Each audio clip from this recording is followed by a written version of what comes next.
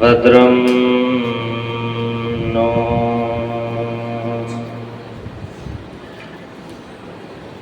अभिवादय मनः। ॐ शान्तिः शान्तिः शान्तिः। श्रुतिस्मृतिपुराणानाम् आलयं करुणालयं नमामि भगवत्पादं शङ्करं लोकशङ्करं शङ्करं लोकशङ्करम्। ॐ शान्तिः शान्तिः शान्तिः। बोलो काशी विश्वनाथ भगवान की, जगत जननी आनंदमयी माता की। सर्वप्रथम इस आश्रम में जितना देवी देवता है सबके चरण कमल में मैं बार बार प्रणाम करता हूँ। जिनके अध्यक्षता में ये सभा रैली आप लोग सुन रहे हैं, ऐसे महापुरुष के चरण में बार बार प्रणाम करता हूँ। इस आश्रम के जो अध्यक्ष महाराज है बाबा जी, उनको मैं प्रणाम करता हूँ। मंच में आसीन परमादर्श आचार्य महामंडलेश्वर वीरगानंद जी महाराज, जोगेश्वरानंद जी महाराज, विद्यानंद जी महाराज, परमानंद जी महाराज एवं अन्य सभी संतों को मैं बार बार प्रणाम करता हूँ। कृष्णानंद जी महाराज भी यहाँ पे उपस्थित है और माता जी जरूर कोई काम में होगा, उनको मैं भी बार बार प्रणाम करता हूँ। और ब्रह्म स्वरूप जितने शिष्य भक्त यहाँ पे उपस्थित है सबको हरिओम। बाबा कल बोल रहे थे ना जी, यहाँ पे जितने देवी देवता है मैं प्रणाम करता हूँ। इसका कारण है यहाँ पे जितना देवी देवता है ना सब विराजमान है। ये स्थान देवता है, ये स्थान को उन्होंने रक्षण करते हैं, इसको चलाते हैं। और आप लोग जो देखते हैं जो आश्रम चल रहा है ना, ये ब्रह्म का ही रूप से चल रहा है। कैसे? माँ जो है ब्रह्म का मूर्ति है, ब्रह्म घनीभूत होने से ऐसा मूर्ति बनता है। जैसे गंगा जी को बोलते हैं ना द्रविड़ ब्रह्म, ऐसे हमारे जो माँ है आनंदमयी माँ, तो ब्रह्म का मूर्ति है। और ये आश्रम कोई व्यक्ति से नहीं चलता है। बाबा जी है, बाबा जी उनका एक प्रतिनिधि है।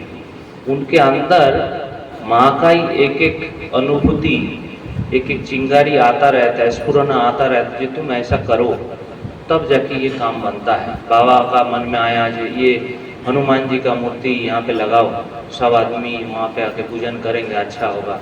शिव जी का शिवलिंग लगाओ, तो बाबा ने किया। बाबा का मन में ऐसा क्यों आया?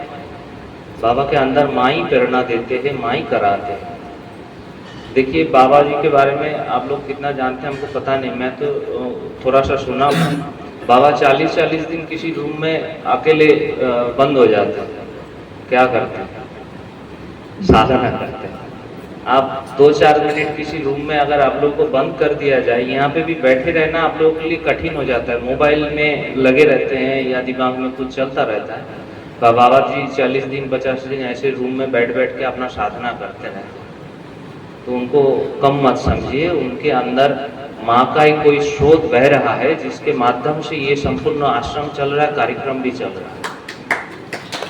और देखिए ये इंदौर का भी एक स्थान देवता है। जैसे हम लोग कल गए थे, कुछ माता का मंदिर दर्शन करके आए। ये खजराना गणेश जी मुझे बहुत पसंद है। मैं कभी कभी काशी से यहाँ दर्शन करने आता हूँ। बांग्लादेश जाने से पहले भी आया, कुछ दिन पहले भी आया। तो ऐसे स्थान देवता होता है, आप लोग जरूर उनका भी दर्शन करिए और दर्शन का लाभ लीजिए, ये मेरा वक्तव्य है। ऐसे काशी में भी कुछ स्थान देवता है, आप लोग जानते ही है, विश्वनाथ भगवान। उनका काम है वहाँ का जितना ज्ञान है, आप कोई भी विद्या चाहिए, कोई भी ज्ञान चाहिए तो काशी विश्वनाथ जी को प्रार्थना करिए, वो आपको जरूर देंगे। और अन्न क्षेत्र के लिए अन्नपूर्णा माँ वहाँ पे विराजमान है, आपको भूखा नहीं रहना होगा। वो खाने पीने का व्यवस्था सब अन्नपूर्णा माँ देखते हैं। वहाँ पे और एक भगवान है काल भैरव बाबा, वो वहाँ का कोतवाल बोलते हैं। अगर किसी को वहाँ रहना है तो उनको शरणागति होना पड़ेगा। अगर वो चाहेंगे तभी रह पाएंगे, नहीं तो नहीं रह पाएंगे। अगर पहले पहले कोई ब्रह्मचारी या संत वहाँ पे आते हैं तो वो बीमार पड़ते हैं या उनको मन में कुछ उचाटन होता है, तो उनके गुरुजी बोलते जाओ काल भैरव का दर्शन करके, तो वही रख सकता है वहाँ पे, नहीं तो जितना भी आप कोशिश करेंगे आपको निकाल देंगे, काशी क्षेत्र में नहीं रहेंगे। और एक विषलक्ष्मी माँ है, वो क्या करते हैं, वो जब हम लोग वहाँ पे भंडारा चलता है, मुक्ति का भंडारा। आप लोग अगर वेदांत तो सब आदमी सुन रहे हैं, अगर किसी को वेदांत से आपको लगता है अंतिम समय में मेरा काम बनेगा नहीं, तो काशी में आ जाइएगा। काशी में मुक्ति का भंडारा चलता है। काशी विश्वनाथ भगवान हजार हजार लाखों लाखों आदमी को मुक्ति प्रदान करते हैं तारक मंत्र से। जब इंसान मर जाते हैं ना, तो मणिकर्णी का जो शमशान घाट है वहाँ पे तारक मंत्र दान करते हैं कान में, और सबको मुक्त कर देते हैं। और पाश मुक्त करते हैं विषलक्ष्मी माँ, पाश मुक्त कर देते हैं। और जो काल भैरव जी है, हम लोग तो बहुत अच्छा अच्छा काम करते हैं ना, तो उसके लिए कुछ हम लोगों को सजा भी मिलता है। इतना बुरा काम करते हैं तो शॉर्ट टाइम में कुछ प्रेरणा देते, कुछ कष्ट देते, देके जितना हमारा कष्ट है उसको सफाई करते हैं। सफाई करके फिर इस प्रोसेस से माँ वहाँ पे प्रतिनिधित्व करते हैं, करके मुक्त करते हैं। तो ये काशी का भी थोड़ा महत्व मैंने बता दिया। तो अभी आज के विषय में आ जाइए। देखिए, आप लोगों को सबका कोई फ्रेंड होगा ना, बंधु, पर देखिएगा वो फ्रेंड कितना देर तक आपका साथ देते हैं। ऐसे स्थूल रूप में देखेंगे तो संसार में भी बहुत सारा फ्रेंड होता है, आपका परिवार भी है, वो भी एक फ्रेंड जैसा ही है। एक टाइम तक आपको सर्टेन टाइम तक साथ तो देते हैं, पर हमेशा साथ नहीं देते। हो सकता है आप दोनों या तीनों एक साथ में बिस्तर में सो भी रहे हैं, पर दोनों को भूल जाते हैं। जब सो जाते हैं कोई किसी को याद नहीं रखता, साथ नहीं देते, छोड़ जाते। इसी प्रकार मृत्यु होने से तो छूट भी जाता है। इस स्थूल शरीर में जो रहते हैं ना, कितना देर, 24 घंटे में। इस स्थूल शरीर को तो अपना मानता हूँ ये मेरा फ्रेंड है, ये भी छूटता है सपनों में एक अलग शरीर मिल जाता है, फिर सुषुप्ति में जाके वो भी छूट जाता है। तो काम के टाइम में कौन आता है ये देखना पड़ेगा। और ये तीनों शरीर में कौन अवस्थान कर रहा है, कौन हमेशा रह रहा है। स्थूल शरीर का जो अवस्थान है वो भी कोई ऑब्जर्व कर रहा है, आपको पता चल रहा है। ये जो ज्ञान हो रहा है ना, स्थूल शरीर का ज्ञान, ये किसको हो रहा है। बाबा का आज थोड़ा टॉपिक अलग है इसलिए मैं बता रहा हूँ। इसका ज्ञान किसको हो रहा है, कैसे पता चल रहा है स्थूल शरीर है। आपको स्थूल शरीर कौन अंदर से पकड़ के रखे हैं, आपको महसूस हो रहा है कि नहीं। जब मैं स्थूल शरीर हूँ, थोड़ा गहराई से महसूस करेंगे तो पता चलेगा कि आप स्थूल शरीर आपको अंदर से कोई पकड़ के रखे। इसी प्रकार सुषुप्ति में और स्वप्नों में गए थे और आए, ये कौन ऑब्जर्व करके बता रहे हैं, ये थोड़ा विचार करें। ये असली फ्रेंड है, ये कभी आपका साथ नहीं छोड़ता। कुछ दिन आप डीप मेडिटेशन करेंगे ना, थोड़ा ध्यान लगे, वर्तमान में ध्यान लगाना पड़ेगा। ये नहीं हम लोग दिन हमेशा क्या करते, अतीत में और भविष्य में चले जाते। तो हमेशा प्रैक्टिकल एकदम वर्तमान में रहिए। तो जब भी आपको आत्मा मिलेगा वर्तमान में मिलेगा, अतीत में और भविष्य में नहीं मिलेगा। तो क्या करना पड़ेगा, हमेशा मेडिटेशन करेंगे तो पता चलेगा आपके साथ कंटिन्यूअसली कोई है, आपको हमेशा ज्ञान हो रहा है। ज्ञान के अतिरिक्त तो कोई एक वस्तु है जो हमेशा है। ये ज्ञान क्या है, उसका कभी नाश नहीं हो रहा है, वो स्पॉन्टेनियसली है, एकदम धारा प्रभाव बदल रहा है। आपका दूसरा जो बाह्य ज्ञान है वो एक बुलबुला जैसा है। पानी में जो एक बुलबुला उठता है ना, जैसे क्या बोलते हैं उसको, बबल्स, ठीक। तो वो एक बबल्स उठ रहा है, चला जा रहा है। मैं आंख खोला, ये पिलर को देखा, आंख घुमा लिया, वो वृत्ति नष्ट हो गया, वो एक वृत्ति है, वो गया। आप लोग जो देख रहे हैं, मानिए ये माइक देख रहा है, वो वहां से चल के आपका अंतःकरण मन यहाँ पे आया, वृत्ति बनाया, इसका आवरण उन्मोचन किया, इसके अंदर जो चेतना है, आत्मा है, वही प्रकट किया आपको, वो ज्ञान हुआ। तो ये जो ज्ञान हुआ आपको पता चला कि नहीं चला, कैसे पता चला, और ये जो एक एक वृत्ति आ रहा है आपका मन में और जा रहा है, और एक वृत्ति के साथ एक वृत्ति में जो अंतर है, बीच में जो खाली जगह है, उसका भी एक आपको पता चल रहा है कि इस टाइम मेरे अंदर कोई वृत्ति नहीं है। ये जो श्रृंखला है इसको कौन ऑब्जर्व कर रहा है, कौन बता रहा है? इसको ध्यान से देखिएगा, ध्यान से विचार करिए। ये वेदांत विचार और टेक्निक का बात है। एक एक वृत्ति का अंतर भी पता चलता है आपको, कि हाँ मुझे इस टाइम में वृत्ति नहीं था और इस टाइम में वृत्ति बना, वृत्ति नष्ट भी हो गया। सबका एनालिसिस होता है, उसको आपको बताते हैं। देखिए ये जो वस्तु है इसका भी ज्ञान आपको हो रहा है, और आप जो देख रहे हैं इसका भी ज्ञान हो रहा है, और आपका जो ज्ञान हुआ उसका भी ज्ञान हुआ। वो कौन सा माध्यम से हुआ? वो जो ज्ञान, परम ज्ञान आपको मैं बोलता हूँ, वो ज्ञान कौन बताता है? जो वो किसके माध्यम से होता है? वो किसी के माध्यम से नहीं होता, वो स्वतः है, स्वतःस्फूर्त है। और ये जो अपना भान हमेशा होता रहता है ना, ये स्वप्रकाश है, इसीलिए होता है। ये किसी माध्यम से आप अपने को नहीं जानते।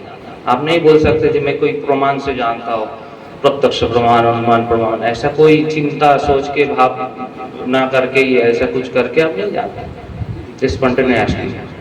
तो इसी तरह आप विचार करते रहिए कि किस विचार के माध्यम से आपको ज्ञान हो रहा है, और ये एक एक वृत्ति जा रहा है, एक एक वृत्ति आ रहा है, और आगे का ये जो ज्ञान का ज्ञान हो रहा है आपको, ये किस दृष्टि से हो रहा है, कैसे हो रहा है। तो इस विचार के माध्यम से आप जरूर अपने आप को पाएंगे। छोटा मैं बोलता हूँ, पर वो विचार के लिए बोलता हूँ, वो थोड़ा समझने के लिए बोलता हूँ। तो वो थोड़ा विचार करिए, अपने दिमाग में रखिए, तो उससे काम बनेगा। हरि ओम तत्सत, हरि ओम तत्सत, हरि ओम। या सर्गरूपा जगदवन विधौ पालनीया च रौद्री संहारे चापि यस्या जगदिदमखिलं क्रीडनं या पराख्या पश्यन्ति मध्यमाथो तदनु भगवती वैखरी वर्णरूपा सा स्मद्वाचं प्रसन्ना विधिहरि गिरिशा राधितालं करोतु। बोलिए श्री श्री आनंदमयी माता की जय, सब संतों की जय, सब भक्तों की जय।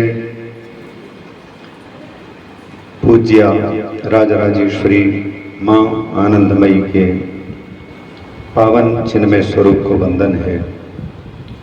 श्री श्री आनंदमयी आश्रम के परमाध्यक्ष एवं संचालक संस्थापक पूज्य श्री बाबा जी, मंचासीन श्रद्धेय आदर्श महामंडलेश्वर पूज्य श्री विरागानंद जी महाराज, स्वामी श्री परमानंद जी महाराज, स्वामी श्री दिव्यानंद जी महाराज, हमारे अभी जिनके वक्तव्य बड़े सुंदर अनुभूति संपन्न वचन श्रवण कर रहे थे, ऐसे जयेश्वर चैतन्य जी महाराज, अन्य समस्त वंदनीय उपस्थित संतजन, मंच संचालन कर रहे हमारे श्रद्धेय स्वामी श्री कृष्णानंद जी महाराज एवं आप सभी सुधी श्रोताओं के हृदय कमल में विराजमान माँ आनंदमयी, सभी को वंदन करता हूँ। बहुत सुंदर विषय और गूढ़ विषय, समझने लायक विषय उपस्थित हुआ है माँ की कृपा से। क्रिया और क्रियावान का, या यूं कहें कि अक्रिय और सक्रिय का परिचय। देखना, सुनना, उठना, बैठना, चलना, ये जितनी क्रियाएं हो रही हैं, जितनी चेष्टाएं हो रही हैं, इनका आधार कौन है? ये किसके हैं? कौन कर रहे हैं? शास्त्रों को देखने से जड़ में कोई क्रिया नहीं है ऐसा शास्त्र कहते हैं। तो फिर चेतन में क्रिया होगी। फिर तो चेतन की क्रिया को भी शास्त्र निषेध करते हैं। परमात्मा में, चित्त में, चैतन्य में कोई क्रिया नहीं है, तो जड़ में भी क्रिया नहीं है और चेतन में भी क्रिया नहीं है, तो क्रिया है किसमें? फिर क्रिया वाले है कौन? शास्त्रों का यह भी कहना है कि जड़ में क्रिया उत्पन्न होती है, लेकिन स्वतंत्र रूप से जड़ में कोई क्रिया उत्पन्न नहीं होती है। जैसे ट्रक गति करता है, लेकिन बिना ड्राइवर के वह गति नहीं कर सकता है। उसी प्रकार से यह जो जड़ है शरीर, इसमें भी अगर कोई स्पंदन है, कोई चेष्टा है, कोई क्रिया है, अपने आप नहीं हो सकता। अगर अपने आप क्रिया होती तो फिर मुर्दा को भी उठ करके चलते फिरते देखने में आना चाहिए, या पत्थर भी चलना चाहिए। अगर कोई जड़ भी एक स्थान से दूसरे स्थान पर पहुंच सक रहा है तो उसमें भी चेतन की सन्निधि आवश्यक है। आप कहेंगे महाराज आजकल आधुनिक विज्ञान का युग है और प्लेन को भी लोग बिना पायलट के उड़ा देते हैं, लेकिन जो उड़ा रहे हैं वो किसके माध्यम से? रिमोट कंट्रोल चाहिए। तो रिमोट कंट्रोल को अगर एक्टिव ना करेगा तो क्या प्लेन भी वैसे मन पर अपने मन से उड़ जाएगा? पहली बात उसके पास मन ही नहीं, उड़ नहीं सकेगा। तो उस रिमोट कंट्रोल को भी चलाने के लिए कोई चेतन चाहिए। चेतन की सन्निधि पाकर के ही जड़ में कोई क्रिया उत्पन्न होती है। और ये क्रिया के अधिष्ठान भले परमात्मा या ये जो चित्त जिसको कहते हैं वो हो जाए, लेकिन उसकी कोई क्रिया नहीं है, उसकी कोई स्पंदन नहीं है, स्फुरति, बल्कि उसकी सत्ता और स्फूर्ति पाकर के संपूर्ण जगत स्फूर्त हो रहा है और स्पंदित हो रहा है। इसलिए केनोपनिषद का, शायद केनोपनिषद का मंत्र है, यन मनसा न मनुते येनाहुर मनोमतम तदेव ब्रह्मत्वं विद्धि नेदम यदिदम उपासते। मन के द्वारा हम मनन कर रहे हैं, चिंतन कर रहे हैं, लेकिन ये मन के द्वारा जो मनन हो रहा है, चिंतन हो रहा है, यह मनन मन के द्वारा हो रहा है, तो मन तो अपने आप में जड़ है, वो कैसे मनन कर सकता है? अतः उपनिषद कहती है मन के द्वारा मनन करने की जो शक्ति आ रही है, जिससे आ रही है, उसी को तुम बृहत समझो, ब्रह्म समझो। न इदम यद इदम उपासते, जिसको इदम कह करके, तत् कह करके, यह वह कह करके हम जो कह रहे हैं वो ब्रह्म नहीं है, ऐसा करें। तो फिर यद कह करके, तत् कह करके, इदम कह करके, अदह कह करके जिसको संकेत किया जा रहा है वो कौन है? ब्रह्म से अगर वो भिन्न है तो वो कौन है? माँ के शब्दों में तो जगह जगह पर आता है वह भी वही है, वह भी वही है। तभी तो सर्वम खल्विदम ब्रह्म, अथवा सब कुछ वही है, तभी सार्थक हो सकता है, उससे भिन्न नहीं। इसका मतलब है नहीं के रूप में जिसकी प्रतीति हो रही है उसके अधिष्ठान भूता राजराजेश्वरी परब्रह्म स्वरूपिणी अधिष्ठान वो स्वयं है, और है के भी अधिष्ठान वही है। नहीं और है, इन दो शब्दों का प्रयोग करने के लिए कोई ना कोई आधार चाहिए, कोई ना कोई अधिष्ठान चाहिए। आप कहते हैं घड़ा है, तो घड़ा है, तो घड़ा है कहने के लिए जहां पर घड़ा है वो जगह चाहिए। आप कहते हैं कि घड़ी नहीं है, तो फिर घड़ी नहीं है कहने के लिए भी कोई जगह चाहिए। जिस जगह घड़ी नहीं है वो जगह चाहिए, और घड़ी है कह रहे हैं तो भी जगह चाहिए, वह अधिष्ठान, वह आधार चाहिए। तो इन सबके आधार के रूप में, अधिष्ठान के रूप में जो परमात्मा है, लेकिन वो अपने आप में अक्रिय, कुछ नहीं कर सकते, उसमें सारी क्रियाएं हो रही हैं। इसलिए इस दृष्टि से शायद माँ की अनुभूति है कि वह क्रिया भी वही है, उसके रूप में स्फूर्ति भी उसी की हो रही है। हम ही इस रूप में दिखाई दे रहे हैं। कैसे दिखाई दे रहे हैं? तो वही सपना का दृष्टांत देते हैं संतजन। वो कहते हैं जैसे सपना देखते हैं, तो जिन आंखों से अभी आप देख रहे हैं, क्या ये आंखें उस समय पर काम करती हैं? स्वप्न देखते समय ये नाक भी काम नहीं करता, कान भी काम नहीं करता, हाथ भी काम नहीं करते, पांव भी काम नहीं करते। जितने बाह्य इंद्रियां जो 10 है वो तो सब सो चुके हैं। बस इतना है कि ये जो 10 है, 5 कर्मेंद्रियां और 5 ज्ञानेंद्रियों को चलते रहने के लिए जिनसे ऊर्जा प्राप्त होती है वो अंतःकरण जागता रहता है। और वह अंतःकरण ही मन बुद्धि चित्त अहंकार का जो समुदाय है, उसको मन के रूप में, कभी बुद्धि के रूप में कह देते हैं, वो अकेला ही जागृत अवस्था में जो कुछ देखा गया, जो कुछ अनुभव किया गया, उसकी एक आकृति बना करके दिखाता है। तो दिखाता है तो दिखने वाली जो वस्तु होती है वो क्या अलग से कोई दूसरी चीज ला करके बनाया उस मन ने? तो शास्त्रों का और संतों का यह अनुभव है कि यह अलग से वस्तु सामग्री लाता नहीं है, बल्कि यह मन ही दृश्य के रूप में, दृष्टा के रूप में और दर्शन के रूप में, इन 3 त्रिपुटी के रूप में एक अकेला मन ही वहां काम कर रहा होता है। और एक अवस्था आती है फिर इस सपने का दिखना भी बंद हो जाता है और केवल परम आनंद की अनुभूति जैसे होती रहती है। जागने के बाद जब हम कहते हैं कि खूब आनंद आया, कुछ भी मालूम नहीं पड़ा, सुखम आम अस्वापसम न किंचित अवेदिशम, सुख से सोया, कुछ नहीं पता लगा। तो अब सुख से सोया तो यह आनंद की अनुभूति है और कुछ पता नहीं लगा, माने अज्ञान की अनुभूति है। तो यह अज्ञान की अनुभूति और आनंद की अनुभूति कौन व्यक्त कर रहा है? इसका मतलब कोई ना कोई तो है। उसको अवस्थाओं से परे कोई चौथे नाम देते हैं, जो कि अधिष्ठान कहें, परमात्मा कहें, हम स्वयं कह सकते हैं। उसको नाम कुछ भी दे सकते हैं, क्योंकि व्यवहार के लिए नाम चाहिए, कुछ बोलना है तो शब्द चाहिए। लेकिन वस्तुतः जैसे क्रिया उसमें नहीं है, उसी प्रकार से शब्द की भी पहुंच उसमें नहीं है, उसी प्रकार से किसी गुण की भी पहुंच उसमें नहीं है, मुझ में नहीं है, संबंध की पहुंच नहीं है।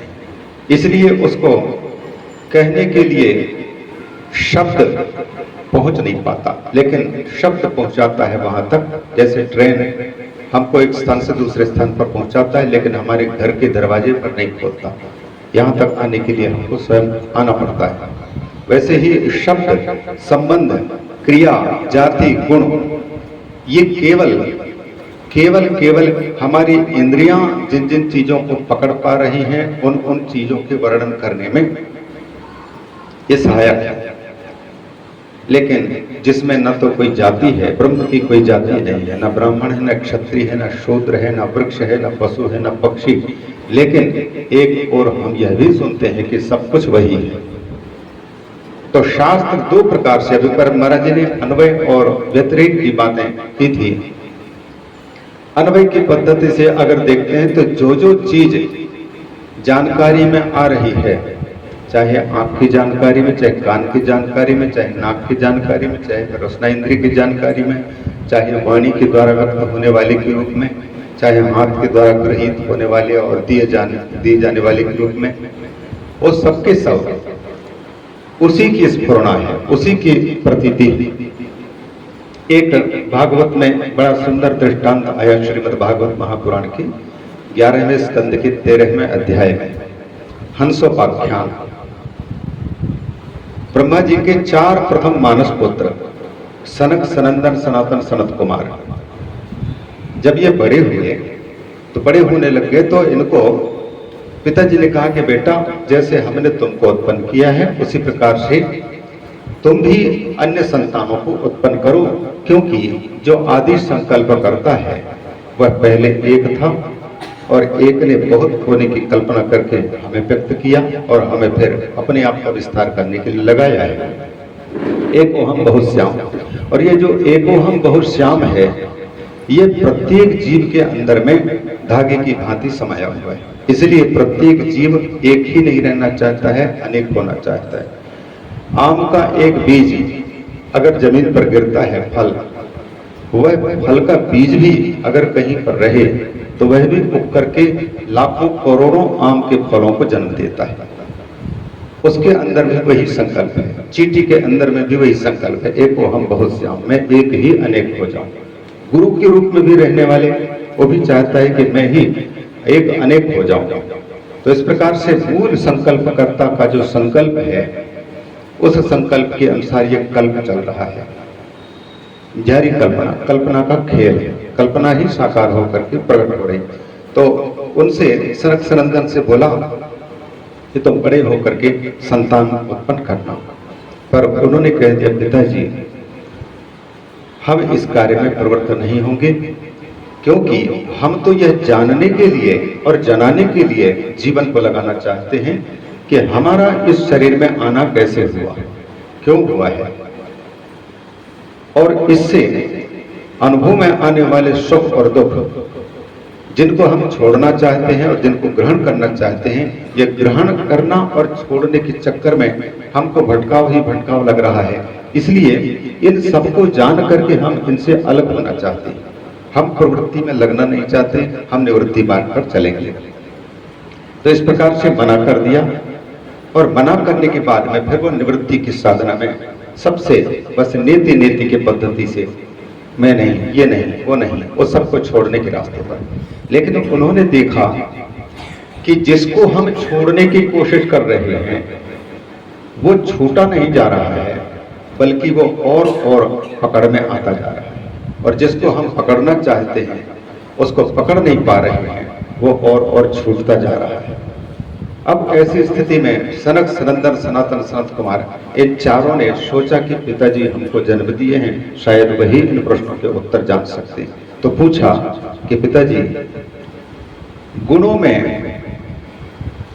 में ये हमारा चित्त फंसा हुआ है, ये ऐसा भी कर सकते हैं विषयों में हमारा चित्त फंसा हुआ है और विषय हमारे चित्त में फंसे पड़े हुए हैं।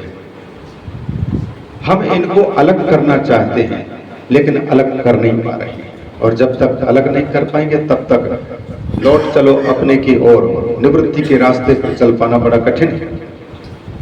ब्रह्मा जी के बारे में भगवान शिवदेव जी ने कहा कि यद्यपि ब्रह्मा विश्व गुरु है, लेकिन अपने छोटे 4 बच्चों के उत्तर देने में असमर्थ इसलिए हो गए क्योंकि रजोगुण से प्रभावित होकर के सृष्टि कर्म में वो स्वयं प्रवृत्त है, तो उससे निवृत्त होने का उनको रास्ता ही नहीं मिल रहा। बहुत देर तक विचार करते रहे, आखिर में भगवान ब्रह्मा ने चतुश्लोकी भागवत के माध्यम से स्मरण किया। तो उसी समय पर वर्णन आता है भागवत में कि उनके सामने एक ऐसा विशाल श्वेत हंस प्रकट हो गया, और वो हंस सामान्य हंस की भांति नहीं बल्कि एक विशाल हंस। उसको देखते रह गए ऋषि सनत कुमार आदि और ब्रह्मा जी। तो उन्होंने पूछा उनसे कि ये क्या है, ये कौन है, इतना बड़ा हंस हमने कभी देखा नहीं। पूछा को भगवान आप कौन हैं? तो वहां से भी प्रश्न आया आप किससे पूछ रहे हैं। ये ठीक उसी प्रकार से जैसे अचानक हम किसी को फोन करना चाहते थे और लग किसी दूसरे को गया, और हमको लगा कि ये व्यक्ति जिसको हमने फोन किया है वो नहीं है, तो हम पूछते हैं कि आप कौन बोल रहे हैं।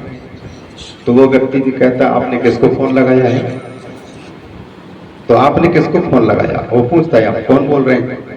तो वैसे ही उस हंस ने भी पूछा कि आप किससे पूछ रहे हैं। ब्रह्मा जी ने विचार किया कि मतलब क्या। उन्होंने कहा कि आप इस शरीर से पूछ रहे हैं कि आप कौन हैं, या इस शरीर में जो है जिसकी सत्ता के कारण इस नकली की सत्ता प्रतीत हो रही है उससे पूछ रहे हैं आप। अब ब्रह्मा जी भी बुद्धि के देवता कहलाते हैं, चकरा गए कि मैं उत्तर किसका दूं। फिर भी उन्होंने कहा कि अच्छा मैं यदि इस शरीर से पूछूं कि आप कौन हैं तो आपका उत्तर क्या है। बोले शरीर को तो पूछने की बात ही नहीं है, जितने शरीर हैं वो तो पृथ्वी जल तेज वायु आकाश इन 5 तत्वों के बने हुए हैं, इसका परिचय तो आपको भी है। इसलिए यह प्रश्न इस शरीर के बारे में भी अनुपन्न है, संगत नहीं है। अच्छा तो फिर इस शरीर को जो संभाल रहा है, जिसकी सत्ता से यह सत्तावान प्रतीत हो रहा है, उससे पूछ रहा हूं। तो बोले उससे आप पूछने वाले कौन हैं और उत्तर देने वाला कौन होगा? क्योंकि अगर कोई सत्य वस्तु 2 होते, 3 होते, 4 होते तो कोई पूछता, कोई उत्तर देता। ऐसी स्थिति में उत्तर देने वाला कैसे उत्तर दे और पूछने वाला कौन है?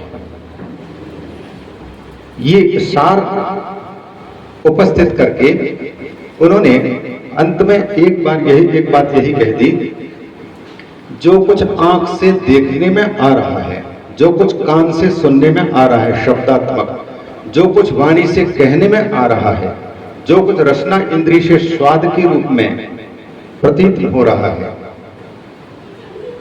ज्ञानेंद्रियों की पकड़ में जो चीज आ रही है वो मैं हूं। और कर्मेंद्रियों के द्वारा भी जिस चीज को हम कर पा रहे हैं वो मैं हूं, क्रिया के रूप में भी मैं हूं। और इन सबसे परे भी मैं हूं। ये ठीक वैसे ही जैसे सोना है, सोने के नाक में पहनने वाले को क्या बोलते हैं? नासाभरण, फिर कुंडल, कंगन, अंगूठी, करधनी, पांव में पहनने के और बाजूबंद और मुकुट नाना प्रकार के बने। तो इन सब चीजों के रूप में एकमात्र सोना है। लेकिन क्या सोना केवल इतना ही है? सोने के अतिरिक्त, इन वस्तुओं के अतिरिक्त अन्य वस्तुएं नहीं बनती सोने की। वो सब चीजें सोने से बना लें फिर भी सोना उनसे पृथक।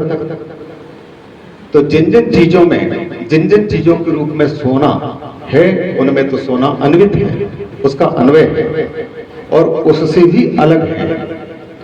वो परमात्मा व्यतिरिक्त अतिरिक्त है, उसको व्यतिरिक्त पद्धति से। तो इसीलिए शास्त्रों में ये 2 प्रकार की बातें आती हैं। कई जगह में तो ये आता है कि सब कुछ मैं ही हूं, और कई जगह में आता है कि इन सब का निषेध करने के बाद जिसका निषेध ना किया जा सके मैं वो हूं।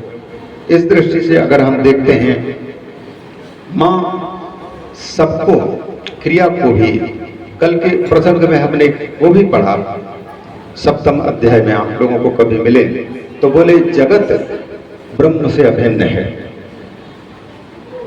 जगत कहाँ है? जगत के अगर उसको अलग मानते हैं तो फिर ब्रह्म को सब कुछ सर्वम खलवेदम ऐसे कैसे कहा जा सकता है? तो जैसे ये कुंडल, कंगन आदि सब कुछ सोना ही है, लेकिन सोना होते हुए भी, सोना उन रूपों में होते हुए सोना उससे अलग है। इसलिए उसको अनंत भी और अपरिच्छेद्य भी, अप्रमेय भी, देश काल वस्तु से अपरिच्छिन्न भी कह देते हैं। इन देश काल वस्तु के रूप में रहते हुए भी उससे वो अतिरिक्त है, उसको नापा नहीं जा सकता, मापा नहीं जा सकता। इस दृष्टि से सब कुछ उसमें होते हुए भी वो बिल्कुल उससे अलग है। जैसे आकाश में सब कुछ उड़ रहे हैं, जा रहे हैं, लेकिन आकाश को कोई ना धुआं प्रभावित कर सकता है, न धूल प्रभावित कर सकता है, न प्लेन प्रभावित कर सकता है। आकाश अपने आप में शुद्ध बुद्ध मुक्त की भांति है। तो फिर जिन परमात्मा से तस्माद व एतस्मात् आत्मना आकाशा संभूता, आकाशात वायु, वायु अग्नि, अग्ने है आपः, अदभ्य पृथ्वी, इस क्रम से जो उत्पन्न हुए हैं वो जिससे ये स्फूर्त हो रहे हैं, प्रकट हो रहे हैं, उन सब में वो धागे की भांति अन्वित है। तो जिनमें अन्वित हैं वो वस्तुएं अंत में इसी क्रम से, जिस क्रम से उत्पन्न हुए हैं उसी क्रम से पीछे की ओर मुड़ते हुए उसी में लय को प्राप्त होते हैं। फिर अंत तो गत्वा, वो जो प्रारंभिक एक वस्तु है वो जैसे प्रारंभ में एक है, अंत में प्रलय के बाद भी एक ही शेष रह जाता है। ऐसा शास्त्रों का एक कथन हमको प्रतीत हो रहा है। और विशेष तो संत जन प्रकट करेंगे इन्हीं शब्दों के साथ में आज के इस वक्तव्य को वाक्य पुष्पांजलि के रूप में माँ के श्री चरण कमलों में समर्पित करते हुए वाणी को पूर्वं पदवाक्य प्रमाणतः व्याख्याता सर्ववेदान्तास् तान् नित्यं प्रणतोऽस्म्यहम्, तान् नित्यं प्रणतोऽस्म्यहम्। यदविद्याविलासेन भूतभौतिकसृष्टयः तं नौमि परमात्मानं सच्चिदानन्दविग्रहम्, तं नौमि परमात्मानं सच्चिदानन्दविग्रहम्। बोलिए सच्चिदानंद भगवान की, गुरुदेव भगवान की, आनंदमयी माँ की, काली मैया की, हर हर हर हर महादेव महादेव महादेव। श्री राम जय जय राम।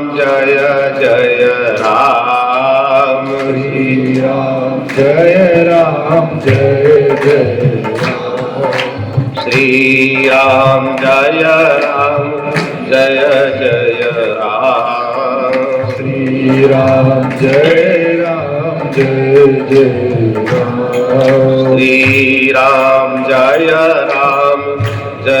जय राम। श्री राम जय जय राम। श्री राम जय जय राम। श्री राम जय जय राम। बोलिए राजा रामचंद्र भगवान की जय। शंकर भगवान की हर हर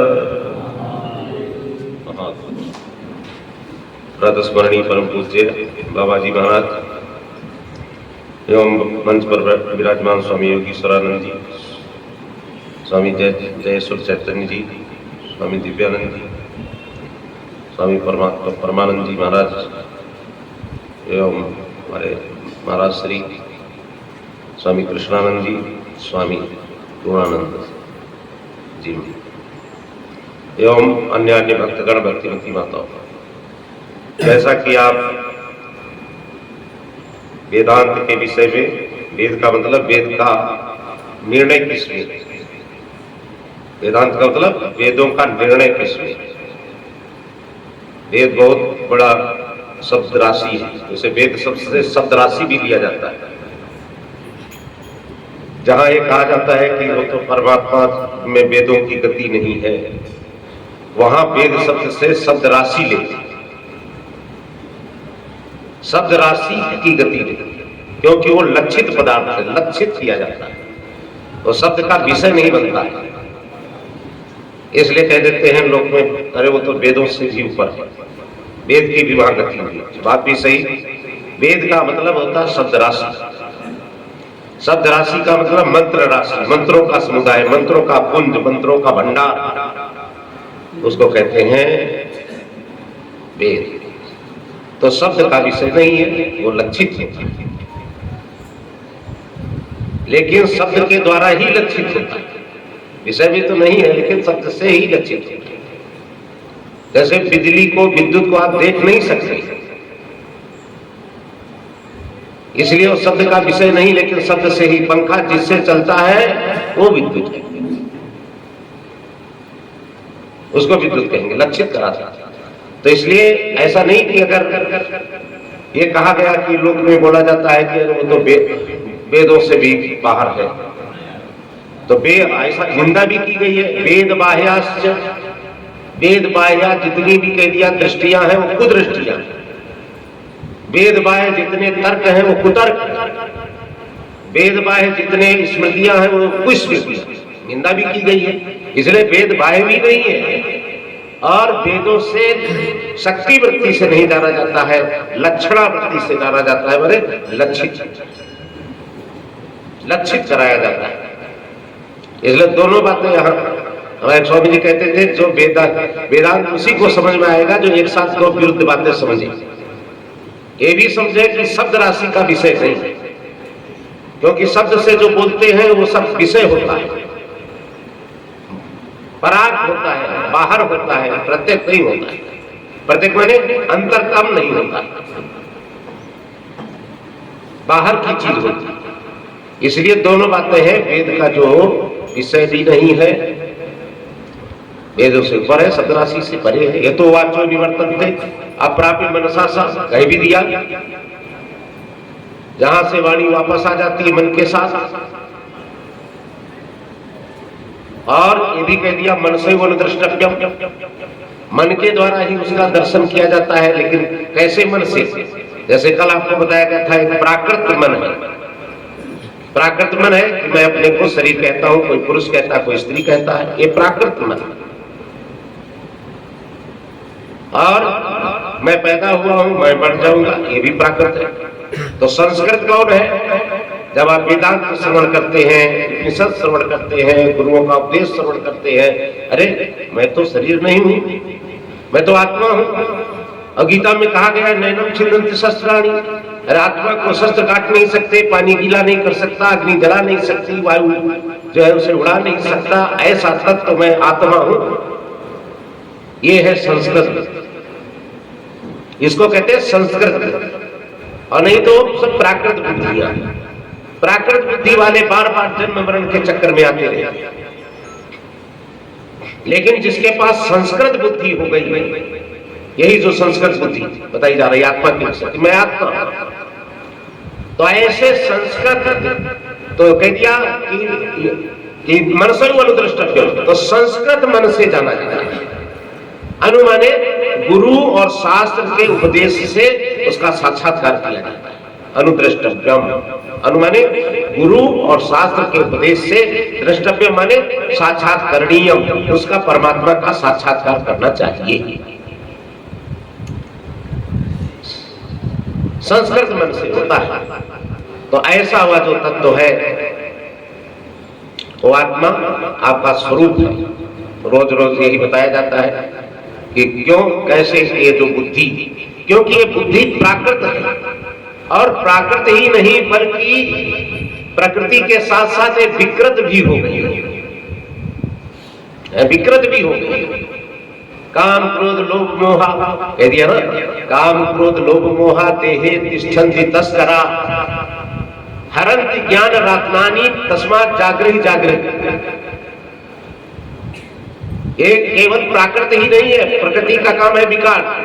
जैसे दूध एक प्रकृति है, दही उसकी एक विकृति, विकार परिणाम, और फिर वही दही कहीं और खट्टा हो जाए, खाते खाते उल्टी आ जाए, है?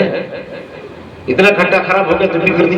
तो ये मनुष्यों की बुद्धि जो है विकृति में भी बदल गई है। काम क्रोध लोभ मोह आ गए, इसलिए कह दिया काम क्रोध लोभ मोह देहे तिष्ठन्ति तस्करा हरन्ति ज्ञान रत्नानि। ज्ञान रत्न को हर, आप हमारे अंदर ज्ञान रत्न है, उस ज्ञान रत्न को हरने वाले हैं।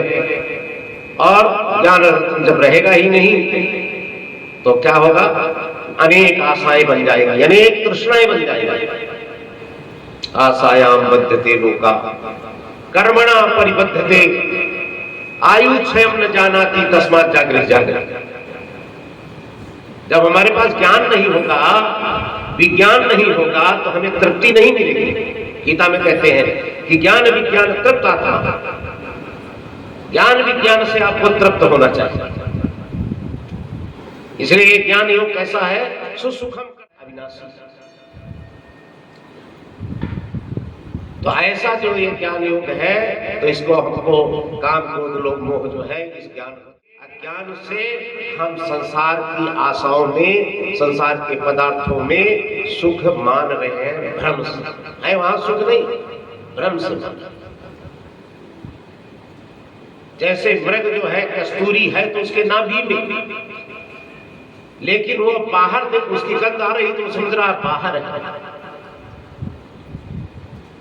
ऐसे सुख और तृप्ति आपके अंदर है, लेकिन आपको काम क्रोध लोभ आदियों ने जो है आपके ज्ञान रत्न को, आपके विवेक को ढक लिया। इसलिए बाहर हमें सुख लगता है, बाहर पदार्थों की हम तृष्णा करते हैं और उधर दौड़ रहे हैं। इसलिए कह दिया आशायाम बद्धते लोकः कर्मणा परिबध्यते आयु क्षयम न जानाति तस्मात् जागृहि जागृहि। आयु बीत रही है आशा में, बाहर सुख नहीं है। बहुत से भ्रम बैठे हैं, अगर इसी जीवन में दूर कर ले तो अच्छा है। इसलिए कह दिया ई चेत अवेदी दत्त सत्यवस्तु। ये माने जीवन में जीते जी, ये का अर्थ होता है जीते जी। ई चेत अवेदी महति विनष्टि, ई चेत अवेदी अतः सत्यमस्ति। अगर इस जीवन में जान लिया तो ठीक है, और ई चेत नावेदी महति विनष्टि, अगर नहीं जाना तो बहुत बड़ी हानि है। हानि क्या होगी, पुनरपि जननम पुनरपि मरणम अपुनरपि जननी जठरे शयनम। बार बार जन्मना मरना पड़ेगा, बार बार। इसलिए ये दौड़ हो रही है। तो सबसे पहले कि जो हम अपने स्वरूप को भूल गए, तो वेदांत, वेदों का जो निर्णय है वो यही है कि आप उस परमात्मा को जानो, अनुभव करो। अच्छा, और भी छोटी छोटी बातें समझ लीजिए, क्योंकि ज्यादा बड़ी बातें तो समझ ही नहीं सकते हैं हम लोग। छोटी बात यह है कि जो परमात्मा, ये जो है जिसने वेद बनाए हैं, तो वेदों में रोज सुन रहे हैं कि 80,000 मंत्र हैं। तो जो कर्म बताया गया है या नाना प्रकार के फल बताए गए हैं, वो इसीलिए बताए गए हैं कि ये मनुष्य जो पैदा होता है अनादिकालीन पाप वासना से या जगत वासना को लेके पैदा होता है। अगर ये वासनाएं नहीं होती तो पैदा ही क्यों होती?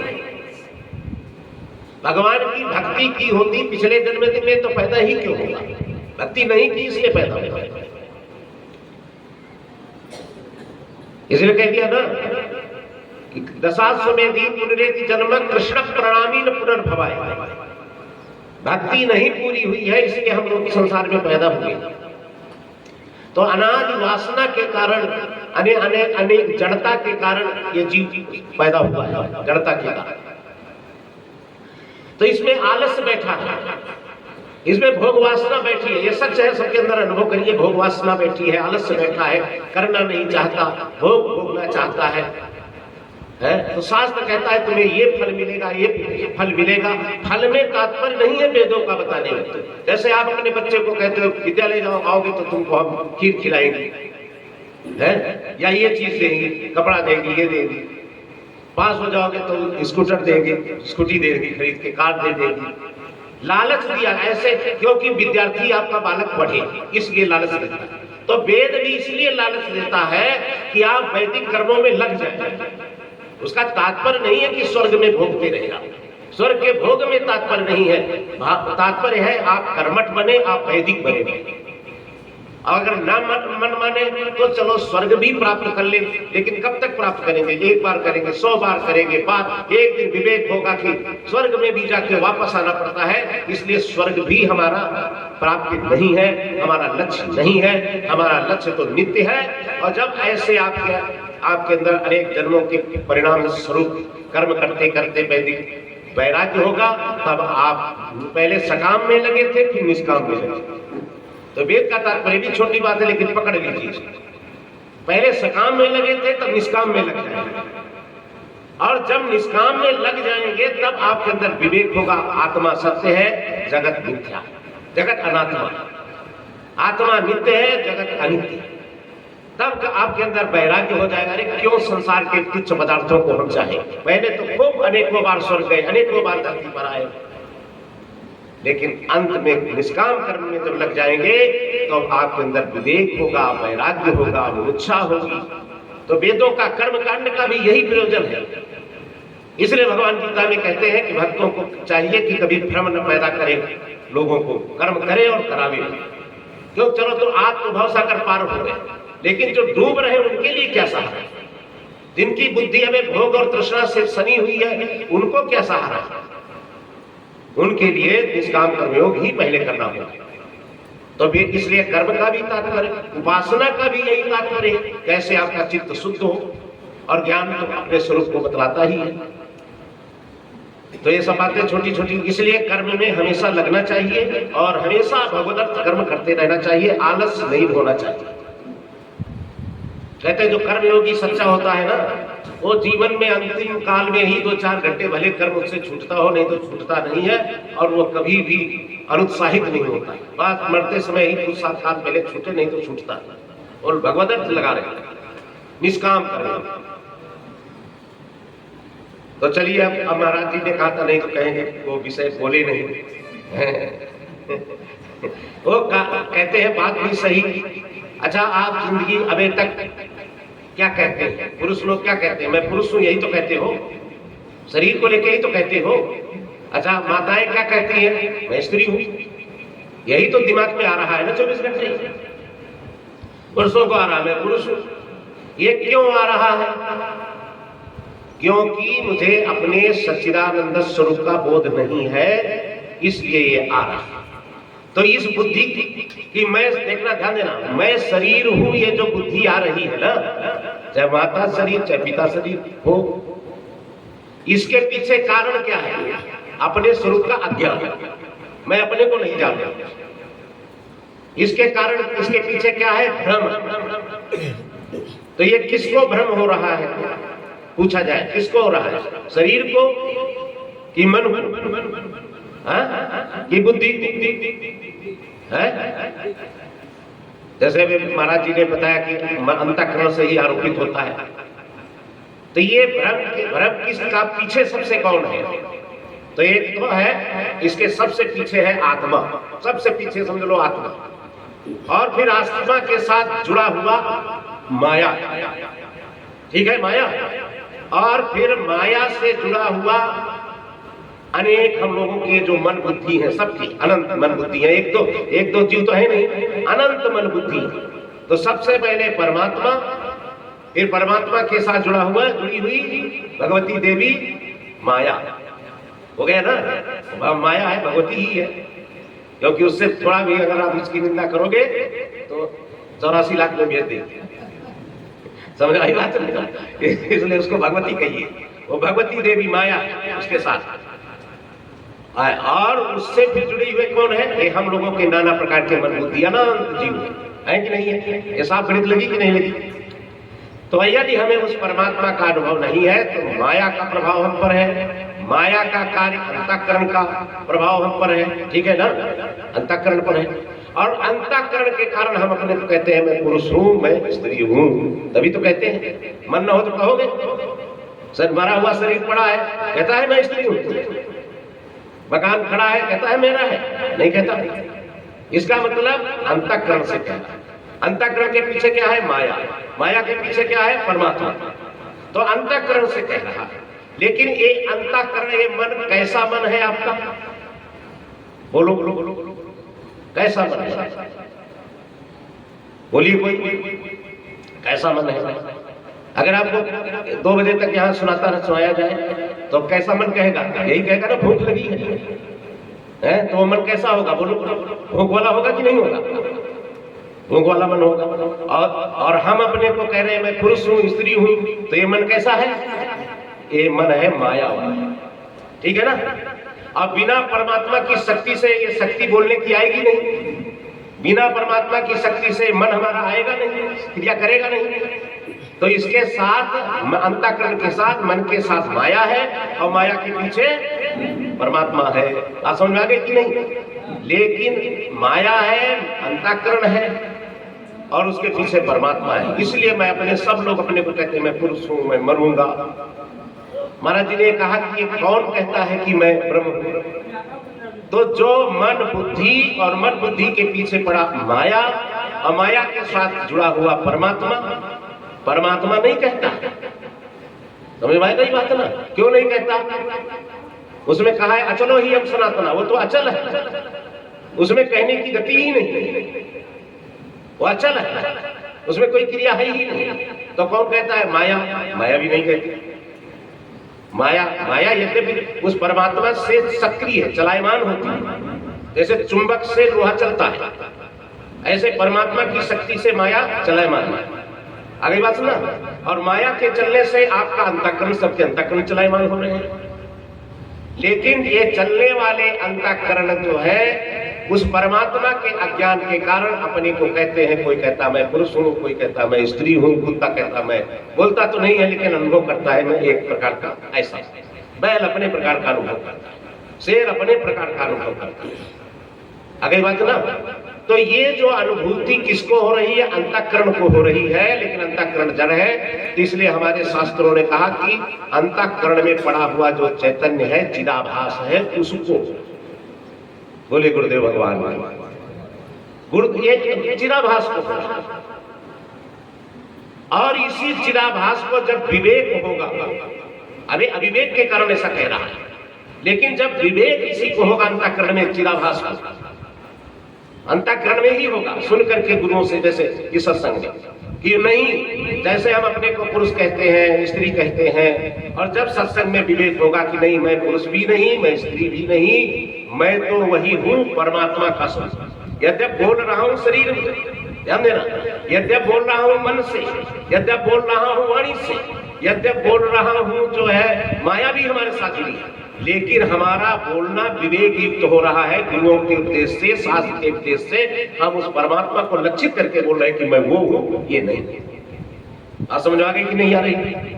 अभी सभी लोग उड़ोगे, ज्ञान होगा, ज्ञान होगा तो उड़ोगे, सही बात है। हाँ, तो जब आपको लक्षित करोगे कि मैं वो हूँ, आ गई बात समझ में? न माया हो, न माया का कार्य अंतःकरण हो, आप वो। लेकिन ज्ञान कहाँ होगा? वहां नहीं होगा। ज्ञान इसी शरीर में, इसी मन में चिदाभास को होगा। चिदाभास से ही आरोप, पहले अज्ञान से अपने बंधन का आरोप कर रहा था, और आरोप उसमें होगा, वो न बंधा है न मुक्त होना है। ध्यान देना, वो न बंधा है न मुक्त होना है। हम बंधन का आरोप कर रहे थे अज्ञान के कारण, अविवेक के कारण। लेकिन जब गुरुओं से, शास्त्रों से सुना, नहीं, मेरा ये स्वरूप नहीं, ये शरीर तो मरने वाला है, मेरा स्वरूप नहीं, मेरा स्वरूप मन भी नहीं, मन भी बनता है अज्ञान से, माया से बना। और जब हम गुरुओं से सुनते हैं, लेकिन एक माया तमोगुणी जो है, तम प्रधान माया, रजो गुरु के द्वारा ये संसार की रचना करती है, तम प्रधान। और जब सत्य प्रधान माया आती है तो हमको विवेक पैदा कर देती है। देखो, एक लोहा काटा जाता है और एक लोहा काटता है, दोनों लोहा है, लेकिन एक काटा जाता है, एक काटता है। तो जब तम प्रधान माया से बना हुआ अंतःकरण, और उससे जो है हम अपने पुरुष स्त्री बोलते हैं, तो जब सत्य प्रधान माया और उससे आया हुआ अंतःकरण, और उस अंतःकरण से जब हमें विवेक पैदा होता है, तब क्या होता है? ये तम प्रधान माया जो है नष्ट हो जाती है। मैं मन भी नहीं हूँ, शरीर भी नहीं हूँ, बुद्धि भी नहीं हूँ, माया भी नहीं हूँ, और मैं तो चिदानंद रूपा शिवा केवलो हम असंग सच्चिदानंद ब्रह्म हूँ। ये बोध होता है शरीर में, विशेषकर मनुष्य शरीर में, इसी शरीर में होता है, और संस्कृत मन के द्वारा होता है। इसलिए हमें संतों की भक्ति, गुरुओं की भक्ति इसीलिए करना चाहिए, निष्काम कर्मयोग इसीलिए करना चाहिए, सत्संग इसीलिए करना चाहिए कि हमारे अंदर तम प्रधान जो माया है वो दूर हो जाए, और सत्य प्रधान जो माया, जिसको विद्या कहते हैं, ऐसी जो भगवती है, वो भगवती तत्व है। और नहीं तो तम प्रधान जो है वो भगवती तत्व नहीं हो, तो करकटी है, करकटी राक्षसी, वो जो है जगत की रचना, जगत के रूप में वो बंधन करने वाली है, आसुरी संपदा है। और जब हमें हमारे अंदर दैवी संपदा पैदा होती है, तब हम क्या कहते हैं कि नहीं, मैं ये नहीं हूँ, मैं वही सच्चिदानंद स्वरूप हूँ। तो ये कहने का भाव ये है कि कहा किसको होता है बंधन? किसको होता है बंधन? भी तो चिदाभास को ही तो होता है ना। तो चिदाभास, हाँ, आरोप वहां होता है हमारे असली स्वरूप, उसमें वहां तक पहुंच जाता है। और जब हमें विवेक पैदा होगा इसी अंतःकरण में, गुरु उपदेश से, शास्त्र उपदेश से, सत्संग से, सत्कर्मों के अनुष्ठान से, परिष्कृत मन के द्वारा जब विवेक पैदा होगा, तो वो विवेक ऐसी अग्नि होगा कि सारे हमारे प्राकृत मन को, विकृत मन को धो डालेगा, दूर कर देगा, और हमें अपने वास्तविक स्वरूप को, परमानंद परमात्मा स्वरूप को बोध करा देता है। तो इसी होता है चिदाभास को। बंधन भी इसी से हो रहा था, मोक्ष भी इसी से होता है, और आरोप उसमें होता है, दोनों होता है। बोलिए सच्चिदानंद भगवान की हर हर हर हर महादेव महादेव। महापुरुषों ने बहुत अच्छा विवेचन किया, विचार प्रस्तुत किया, और निष्कर्षात्मक रूप में हमारे आदर्श महामंडलेश्वर जी ने संक्षिप्त में एक वाक्य में निर्णय दे दिया।